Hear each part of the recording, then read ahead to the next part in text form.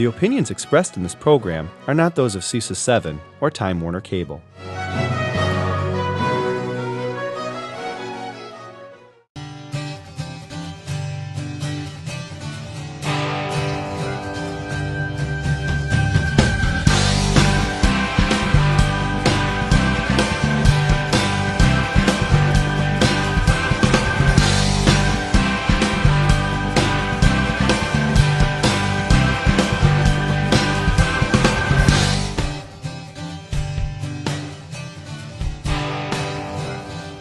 What's your tomorrow?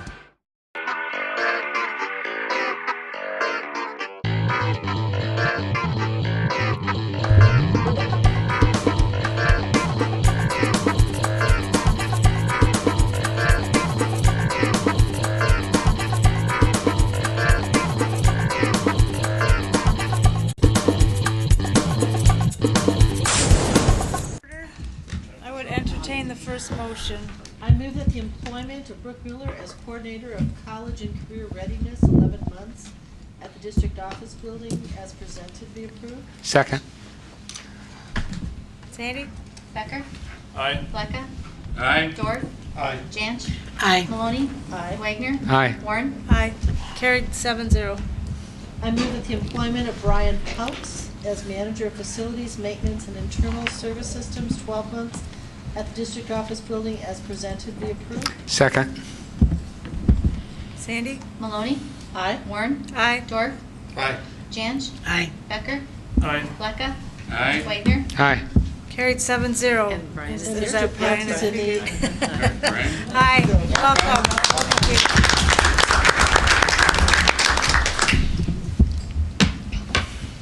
I move that the employment of staff as listed be approved. Second. Sandy? Bleka?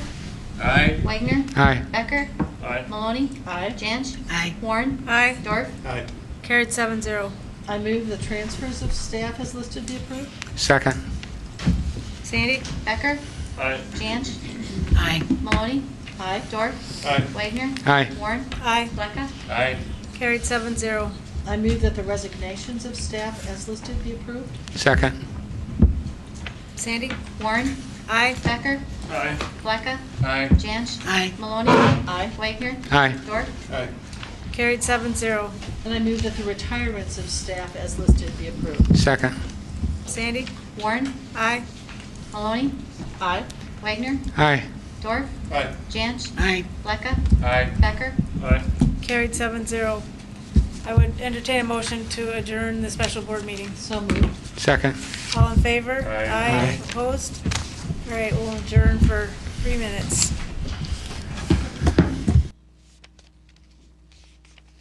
All right, I'd like to call the board work session to order. We are joined at the table by all 7 board members. Also to my left, Dr. Michelle Langenfeld, our superintendent. To my right is Grace Sinclair, who's the president of Intercity Student Council and is from Preble High School. And Sandy Heller, our board executive assistant, and multiple members of Dr. Michelle Langenfeld's cabinet. First, we have our time for a public forum. This is a time for members of the community to speak before the board. Is there anyone who would like to speak before the board this evening? Seeing none, we will move to our teaching and learning work session, and that will be facilitated by Ed Dorf. Oh, we can switch. It's your turn? Facilitated last No, time. she did last time. But that's all right. Got it. Yeah, I'm fine. We can. Okay. I'd like to invite Sally Jansen and Ann Barr to the table. We're going to discuss Oh, that was hard. Read everything, but everything's the Head Start program guidelines and operational procedures. Welcome. Always good to see you. Good evening, school board members and Dr. Langenfeld. Sally Jansen, our Head Start director, and I are here tonight to seek your approval of changes in the Head Start program guidelines and operational criteria. It's a federal requirement that the board approves the changes on a yearly basis. Last year when we brought these, the same document, well, changes in this document, I believe it was Dr. Wagner who said to us, could you highlight the changes. Yeah. And so that will streamline this quite a bit That was tonight. very helpful. Yes, That thank was- you. yeah. That was great. It was a great suggestion. So the memo attached to this document indicates the changes, and so Mrs. Jensen will go through those with you. So I summarized any changes to the Head Start program guidelines and operational procedures to take effect for the 2016-17 school year. And they are highlighted under the summary of changes to the handbook. So any questions, I'm here to answer or clarify any of those changes. Thank you. Any questions or comments? Hearing none, we'll move that forward. Or go ahead, Let me Mike. just, okay, I knew I had one. Sally, the second one on page 14, ELL implemented new procedures for the process of enrolling bilingual children. Could you talk about that a little bit, what the changes are? Yes, the ELL department in the district has had procedures for quite a while with enrolling 4-year-old children to the district, but not 3-year-old children. And we do have a classroom with a bilingual teacher and paraprofessional at Head Start for our incoming 3-year-old bilingual children. So they checked with DPI and they put together a questionnaire that we have parents complete to make sure that the parents are willing to place their 3-year-old into the bilingual 3-year-old classroom. So that was the piece that was inserted into this process. Okay, all right. thank Mainly you. the change was for the 3-year-old children. Okay. Okay. Anything else? Seeing nothing more, we'll move that forward. Thank you very much. Thank Thank you. Thank you. Our second discussion item is the secondary intervention course title changes. And we'll be having Mike Freeze come forward for our summary for the secondary. And I'm just gonna let you know that our governance question is actually simply the title change of the course. But with our meeting before the meeting, Ed and I had a lengthy discussion with Mike Freeze and John and Kim, and so we've asked Mike to kind of give us a little background information. And we appreciate you allowing us to come forward with this change.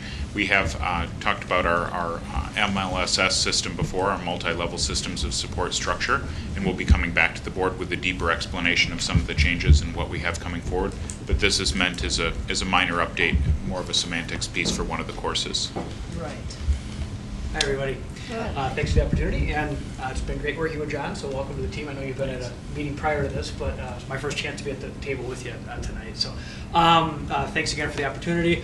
As you may have inferred from the board report, as John just mentioned, this is to discuss a small piece, a governance request for a small piece of what's a very large effort our system has been undertaking to continue to evolve our practices for what used to be known as RTI, but is more commonly referred to now as multi-level systems of support. It's one of the hows that we referenced last year when we came to you to talk about the what, the why, and then the how of MLSS. It pertains to specific course titles that buildings will be using in many cases as they place students in some of the supplemental coursework geared towards helping identified students increase their proficiency in either mathematics or literacy at both the middle and high school level.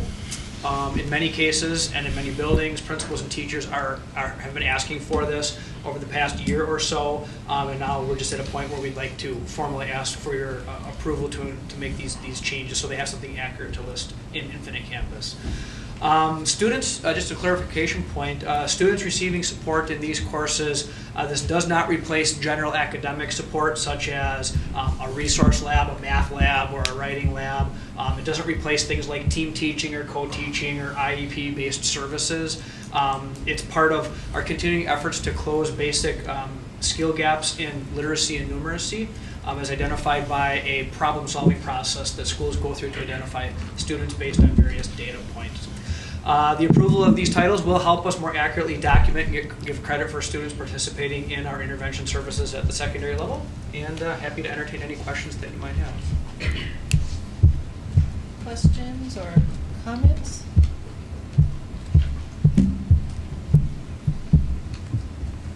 Hearing none, we will move this forward. Thanks, everybody. Thank you very much. next discussion will be the Section 504 Plans and Services for Students with Disabilities Policy. Claudia Hendrickson, John Antonius, and Kim Powell. Thank you. Tonight we have two policies for you that we'd like to move on to the next board meeting for approval. The first addresses just some definitions and also our grievance procedure and then the designation of the coordinator for our 504 plans that we have in the district. We haven't always, as a state and or as a district, had to do 504 plans for our students. We know we do have to do those, and we do them. But this policy really brings together a bigger definition, what we're going to do, and then puts Claudia on point for any of those grievances. So, Claudia is here to entertain any questions that you might have. It's really catching our policies up to the changes in the law. So the law changed in 2008, and we've followed the correct processes, but now we're just updating the policies to match those processes. Formalizing it. Correct. Andrew? So is there anything at all that'll change in our day-to-day procedures? Or have we been doing 100% of this on our own already? We've been doing 100% of this in the last 2 years, correct? Okay. We have a whole 504 manual that we put together that we've shared with counselors, social workers, admins. So if you'd like copies of that, we can give you that as board members. Okay. Thank you. Anything else? Hearing none, we'll move that forward. The second policy was probably Staff use of physical force or restraint policy and procedures for using seclusion and physical restraint rule. So that policy, as you read through, you could see there was probably a lot more information that was added. We kind of had to start from scratch and then build the policy back. Again, updating a policy that hasn't been updated for a while. Also defining practices that have already been in place that we've been doing and making sure that we get them in the policy. Basically, we've added the amended statutory language and best practices to the policy. We've provided clear, transparent guidance and accountability regarding the staff's use of physical restraint and seclusion. So when is that appropriate? What's the process that we need to go through? What has to happen after that happens is all outlined in the rule. And then it also identifies the pieces that we need around staff training for professional learning and all of those pieces. So it's really all built into the policy now rather than just in practice. And again, Claudia is here for any questions that you might have. Chris? Thank you. Clarifying questions, because we have an audience here, we're talking about seclusion. Really, in the case of seclusion, we're talking about the policy and outlines it, and it's basically for some special education youngsters who need it. Is that correct? It can be for special education or regular education students. Have you ever had that for regular ed? Have we had that Put them in for regular seclusion? Restraint for regular ed. I don't know that I couldn't, I don't want to speak offhand. I mean, if I see the policy correctly, this is something that's sort of determined as a means to help a youngster prior to actually putting them in seclusion. That's why it surprised me when you said. Correct. You're nodding your head with regular ed over here. The continuum of services or the continuum of intervention is for both special education and regular education students in the policy. So you could have a regular education student who might need a short-term intervention around behavior that would then follow the same policy. So it's not just for special education. And it outlines that it has to be clear, present, and imminent danger of that student or others in the area. So those are the only reasons you can do it: clear, present, and imminent danger are the only reasons you can seclude or restrain. I mean, we're a large district, and we take all youngsters who come in the door. So when people hear that some students are secluded, I don't want them to be nervous that willy-nilly their child acts up and they'll be secluded. And that's certainly not what we're saying. No, seclusion is used even less frequently than restraint. And as the board knows, we provide you with that data of who's been secluded and restrained every single year. It's open records. Just highlight again what you have written here orally in terms of the practice after a youngster is secluded, please. After a youngster is secluded or restrained, or both? Yeah, well, you can do both, as long as you bring it So up. once a student has been secluded or restrained, the use of seclusion should only be used for a very short period of time, because it should not interfere with their ability to go to lunch, go to the bathroom, any of the daily activities. Therefore, it's very highly recommended that it only be 1 to 2 minutes, 5 minutes tops. Once you start getting into longer periods of time, that's not what seclusion was meant for. Once a student has been secluded, they can only be secluded in a room that does not have a lock on it in any way, shape, or form. So you can hold the door closed, you have to be present, and you have to be able to have the child in clear view. And once that has happened, you need to contact the parents, let them know what has happened, and make a report. You have to contact them within 24 hours, and you have to make a report available in 48. We as a district choose to not only make the report available, we require it to be sent to the families so that they are aware of any seclusion or restraint that occurs in our district. If you are indeed a student with special education needs, you then have to have an IEP meeting to determine if the IEP needs to look at doing a functional behavioral assessment or a behavior intervention plan. And if you already have a behavior intervention plan, it would require that you consider doing the functional behavioral assessment and the behavior intervention plan. And also, I think one thing that we need to remember is if a student is in seclusion, they have to be under the constant supervision of a trained individual. So you have to have a designated trained individual who needs to be present for that to occur. And restraint cannot occur without a person who's been trained unless it is immediate danger at that particular moment.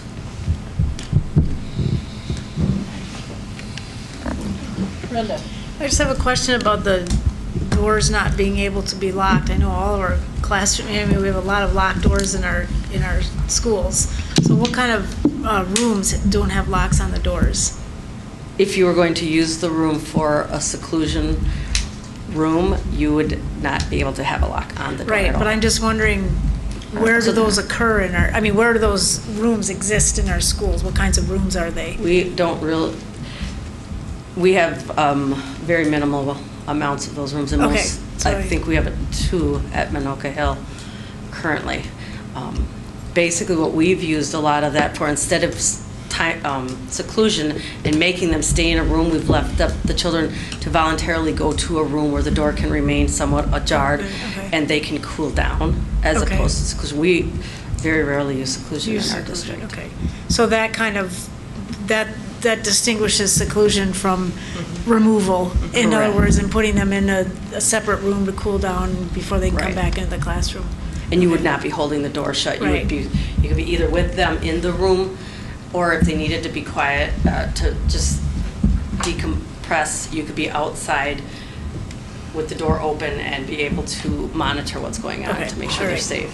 Thanks. One of the pieces that we've been working on too is, and I think Mike's back there, but we know we need to work with facilities to make sure that we're using the proper types of door handles, things. So we know that professional learning doesn't always just extend to our classroom teachers and/or our administrators, but we have to make sure departmentally that we're abiding by the things. Okay.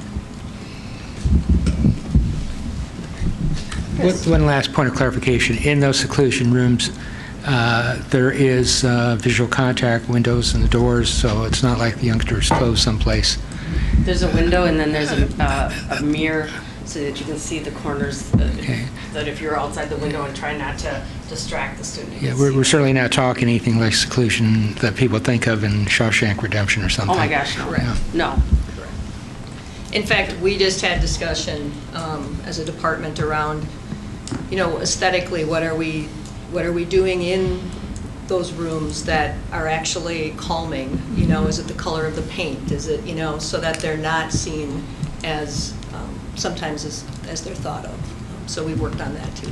Again, Winoka, we're actually changed. They were them to- changed already to a light blue, which is a calming color. There's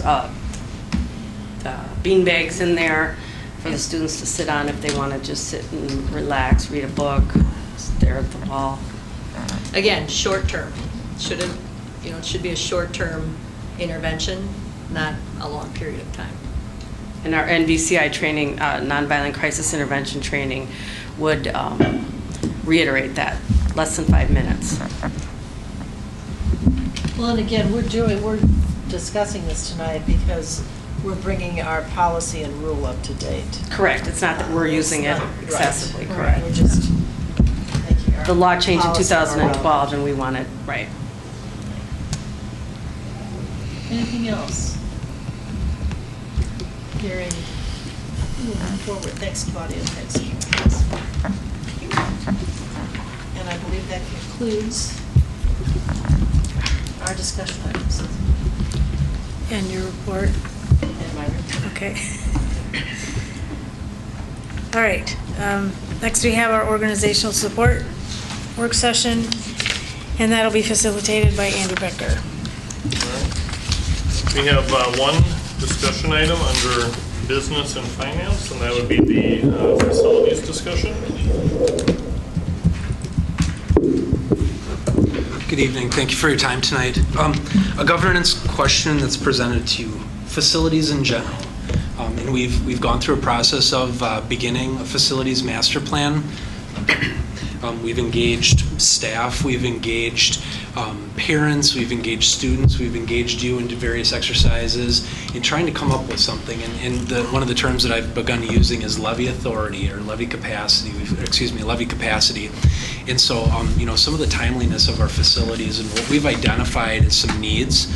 A governance question for you should be: should the district move forward with a referendum here in November?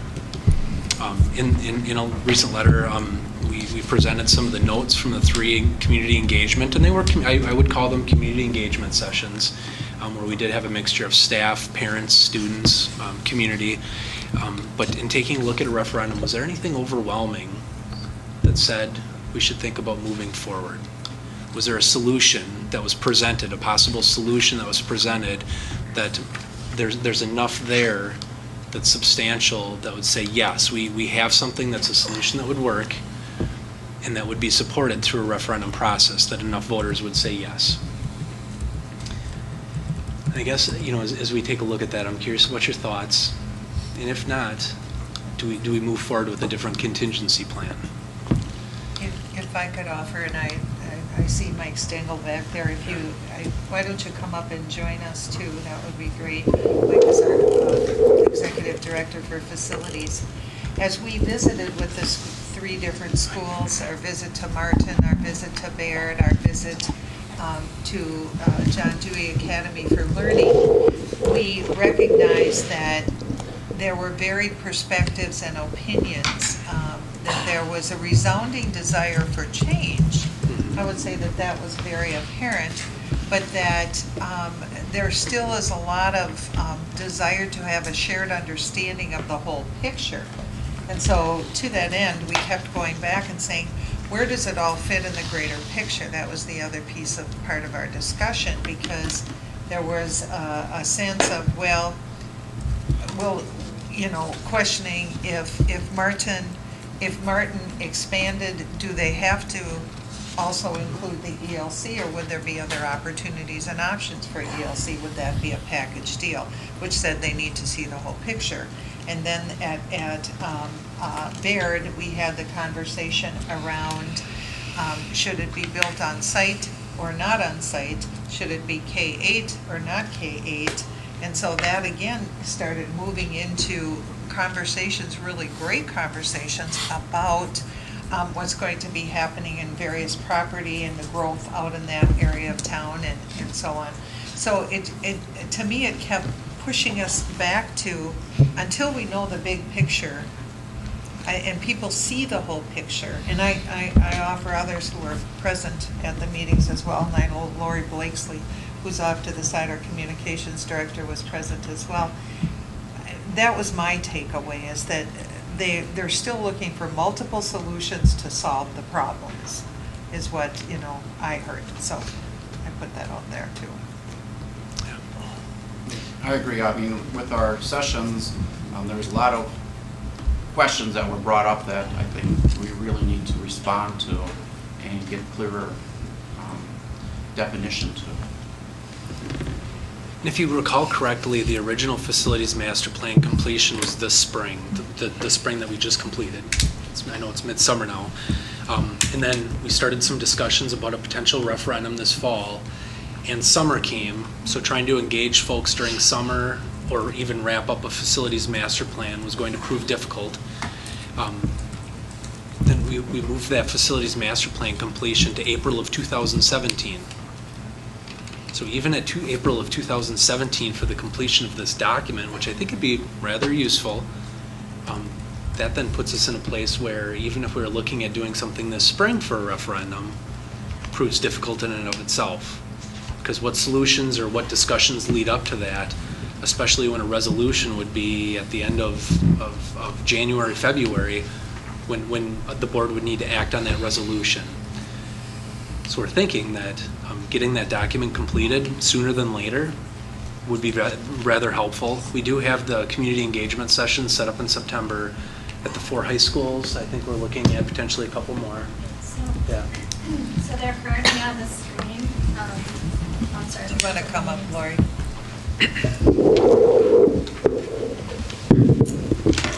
So those were the meetings that were held, and then, let's see if I get this to work up here. So then we're looking at the community sessions in September. And so what we've done is, and I would be in agreement having gone to the sessions, is really what I heard is that without a roadmap to where the district is planning on going, people felt uncomfortable with just solutions that were proposed.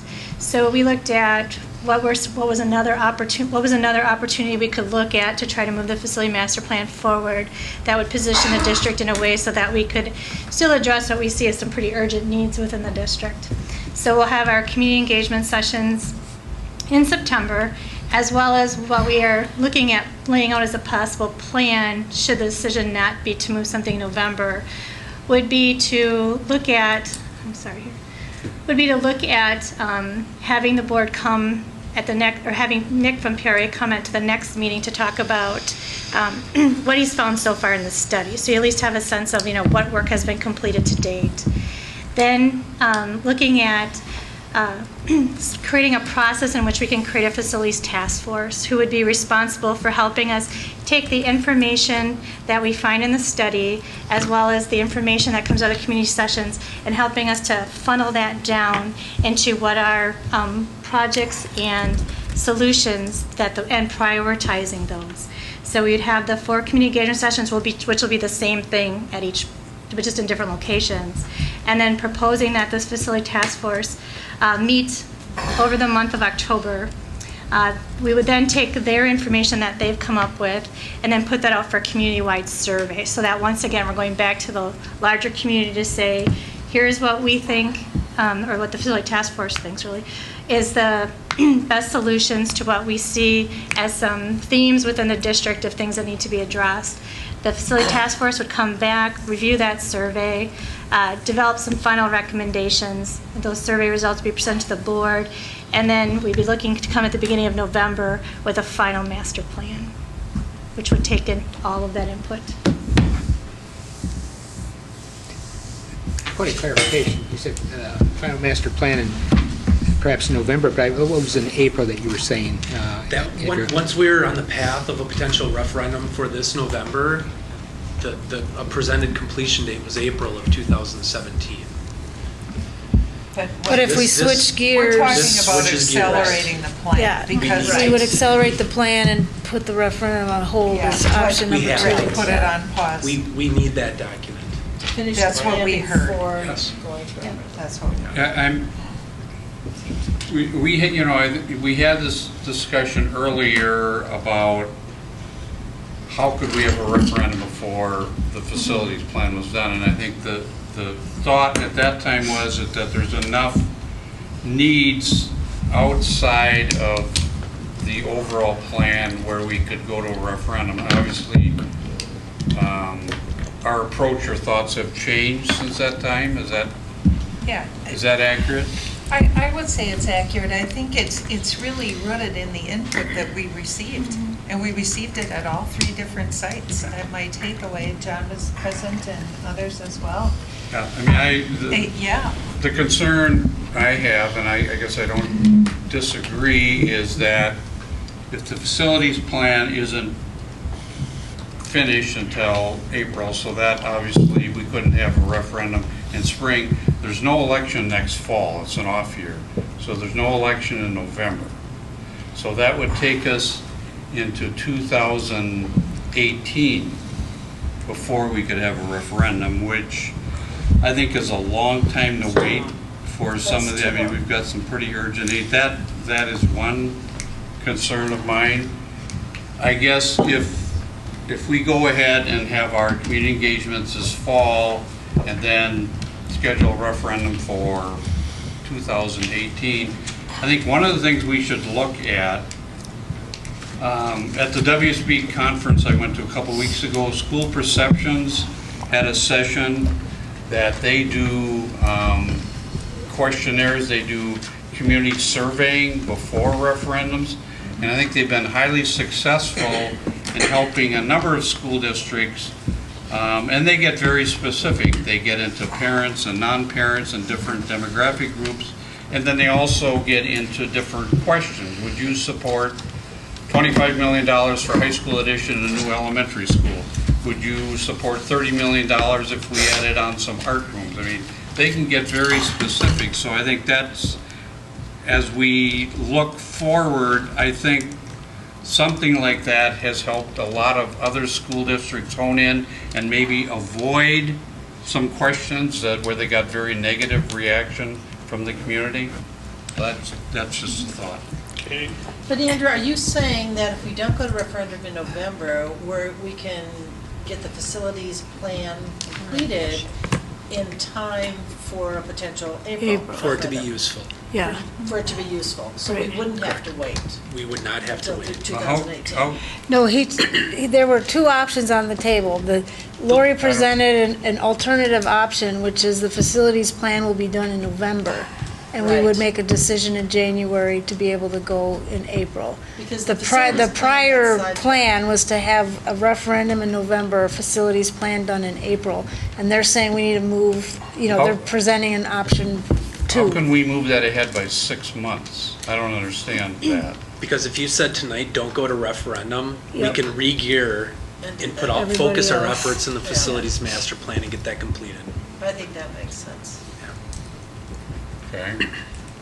Well, I do appreciate folks being out there, working with our community and listening to them, bringing it back here. We have to walk through this together with our community, so if it takes a little longer, so be it. I had a conversation with Joe Donovan today, too, who's doing a lot of these types of work with other districts, and ran through what we put up here to just say, get his take on, does it seem like a doable, because it's kind of an aggressive plan, having facility task force basically meet 4 weeks consecutively to go over different themes and kind of hash out issues. And he thought that this was a very good plan. He felt this was very doable. It's going to mean making sure that we have our ducks in a row, so that when the community comes in and the task force comes in, we have the information prepared for them to review and look at. But I think that this puts us in a place where we don't end up don't engage the community in projects and then have unanswered questions. Because I think what we heard at the Baird meeting was things like, well, this solves this problem, but now we have this problem. Yep. And not having the answers to this problem sort of became the issue we had in trying to have that conversation, because their concern was, well, maybe we've now addressed an elementary concern, but how does that now impact the middle school? And so I think especially when we think about the East Side capacity issues, I think rolling out to our community that we really have a long-term strategy for addressing East Side capacity is going to be important as we propose solutions in addressing that. Even though the first a phase of a referendum might not address the full, the full scope, but to be able to say, we know we're coming to you this time with this on the ballot, and then we'll be back because we know that these are the next things that are going to have to be addressed in order to meet those capacity issues. Brenda? Will that potentially an advantage I see, would that reduce the number of times we would go to referendum? In other words, if we went in April, would this be potentially a bigger referendum that then we'd only go 2 instead of 3 or something like that, which saves an enormous amount of work on many people's parts to only have to run 2 referenda instead of 3. And then I have a question. Can you outline who or what groups do you foresee being represented in the task force, and how large you would see that task force being? So we've really not had a conversation yet of what that will be. I know that we have talked about having an application process, so people come to our website and apply, but I think we're going to have some further discussions as far as how we determine what the makeup of that task force is. Okay. But it would be facilities, administration, school, community. So there's a variety of ways in which it parents, could be done. Yeah. So in some communities, it's just community members. I think because we do have a pretty aggressive timeline for it to be most successful would be a mix of staff, board members, community members, really kind of hashing through the issues so that we can, like I said, kind of keep funneling down the options, narrowing down the things that people think are acceptable, and then going back out to the larger community to say, here's what we think are, solutions to what we see are the common themes of concerns within the district. Michelle? Just if I could offer as a follow-up to that too, there's nothing on there that will preclude us from having separate, smaller meetings too. So we talked about different stakeholder groups that may not be part of the task force, but will want their input. The business communities, different associations, different groups out there that play a critical role as stakeholders in our community, to make sure that we have as much voice as possible. And I think that from our perspective, and I think I speak for the team, is that we are committed to doing whatever it needs to do to make sure that we have the feedback that the board needs to make a very informed decision, because we know that it impacts not only the immediacy, but the future for thousands and thousands of children. So we want the very best as well for that. So we are willing to go to multiple meetings and make sure that we have the feedback that we need, knowing that it's an aggressive timeline, but to Brenda's point, it's far easier to make sure that you have all the stakeholders and the input, and maybe even do a larger referendum than each smaller and going out time and time again. It's not only a resource issue, but it's a cost issue as well when you do that. So we're committed to doing this and gathering the information. So. Ms. Julie? I just want to say I really appreciate, as I read through the comments from the people at the different listening sessions that you had, I too thought there was so many more questions in there than you could possibly get through. And I really appreciate the fact that you're coming up with a plan to listen to what has been said and extend it a little bit and get everybody's ducks in order. I really think that helps a lot with what's going to happen in the future. So I just appreciate that fact. So thank you. I'm going to call on myself for some things. What's our reasonable range of interest rate risk by waiting? Minimal. I am meeting with Mike Clark from Baird on Thursday afternoon to start contingency planning and see exactly what this means. Politically speaking, there could be some things. It's not believed it would be large. Okay, so I don't have a percent range though, and if anybody could predict, I don't know if they'd be sharing. Well, don't we pay people to do that? I mean, within some kind of plus or minus, what are we risking by waiting? I'll have an answer for you on Thursday. A couple other questions. I guess a concern, and I get not wanting to go forward with when there's unanswered questions, but what's unanswered about the need to rebuild Baird, which I remember arguing for in the last referendum? There's no, where's the what if there in a building that has probably needed to be replaced for 10 years, and now it's going to put it out another year. Martin is a case where what's been talked about is doing something different, but Baird is overdue for completely being rebuilt. Aldo is 20 years overdue to have some of those things fixed. We have buildings we want to use year-round with insufficient HVAC. So I guess that's what concerns me. And there's also no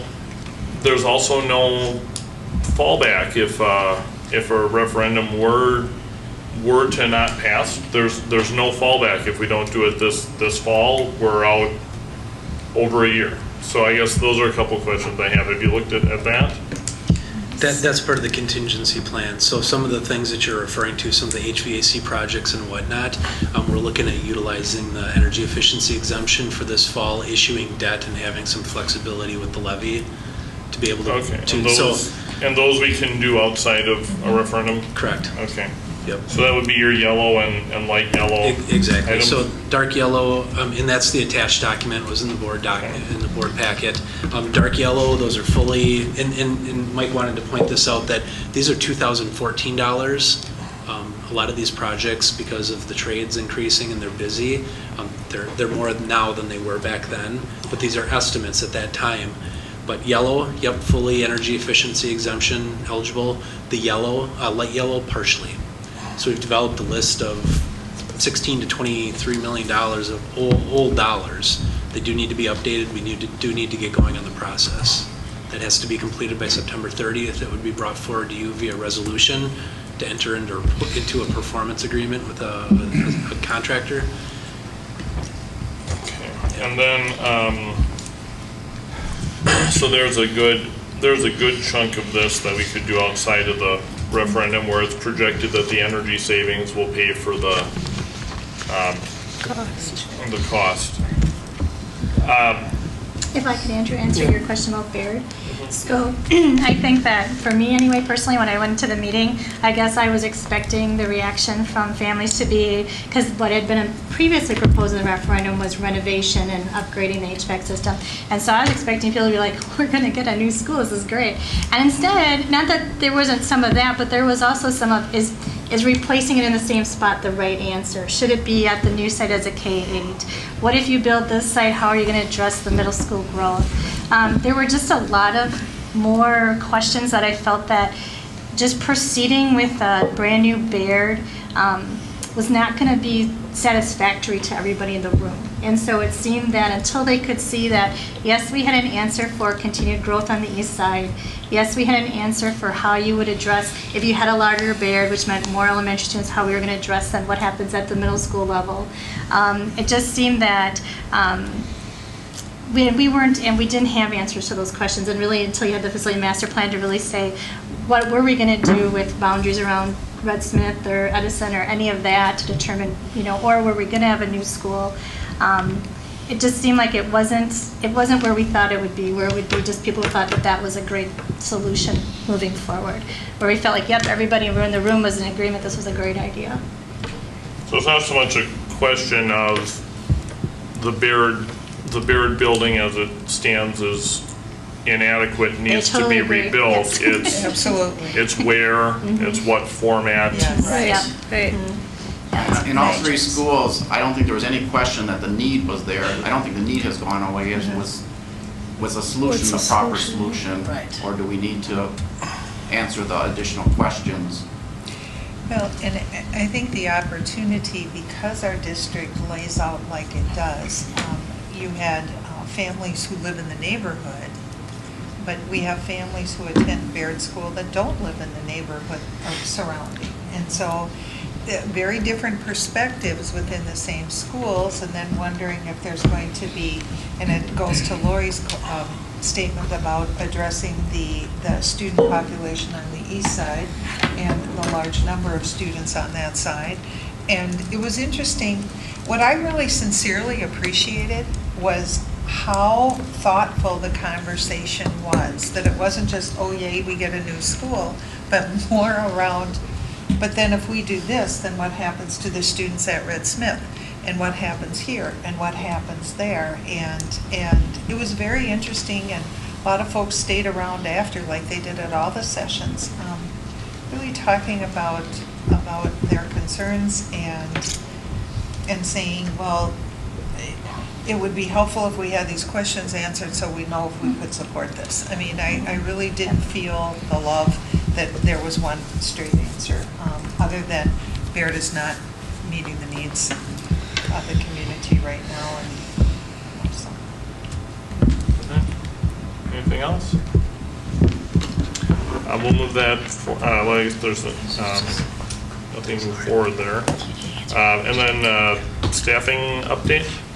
Yes, I wanted to give you an update on where we are with our educator staffing. We currently have 49 open positions. 10 of those are in special education, K-12, and 11 are secondary regular ed, all areas. As a comparison, last year at this time we had 62, and a year before that, 2014, we had 52. So we're a little lower than previous years. We currently have people in the process, and these are not those. These are positions that are open where we're not in any kind of offering process yet. And we are still getting some resignations that are coming in after the cutoff date. They're coming in a couple every other day or so. We're getting them. So other districts are hiring, as are we.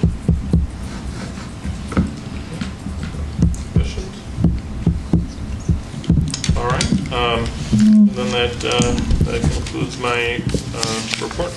All right, thank you, Andrew. We do have a closed session. I'll read that motion.